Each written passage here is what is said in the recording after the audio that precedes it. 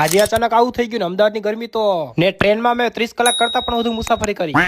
વાતીમાં એમ હતી કે હું દોસ્તા જવાના હતા બહાર તો આવી ગયા રેલવે સ્ટેશન બેહી ગયા ટ્રેનમાં. તા તો થોડીક વારમાં આવી ગયું વાંકાનેર જંકશન. બીજાના ફોનમાં જોતો ઝડપાયો એક બાળક. પછી ટ્રેને એની રફતાર પકડી લીધી હતી ને આપણે આપણી મોજમાં જતા હતા. તા તો મારા જ બેગ ઉપર પગ રાખીને બેહી ગયો. પછી વિરમગામ થઈને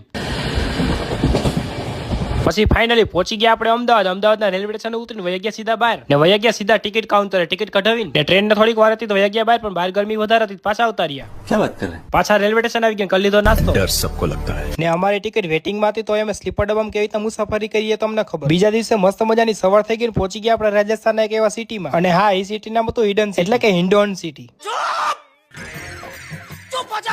ને ટ્રેનમાં અમે 30 કલાક કરતા પણ વધુ બેઠા. ને આવી હતી પોલીસ કેમ કે અહીં ઝઘડો થઈ ગયો. પાણીની બોટલ ભરવામાં આવડી લઈને હતી ને આપણે ખાઈ લીધા સમોસા. અહીંયા આવીને ગાડી સાફ કરતા હતા. ને હા અમે કઈ બાજુ જઈએ છીએ તમને કહું પાર્ટ 2 માં ત્યાં સુધી તમે ફોલો કરી નાખો.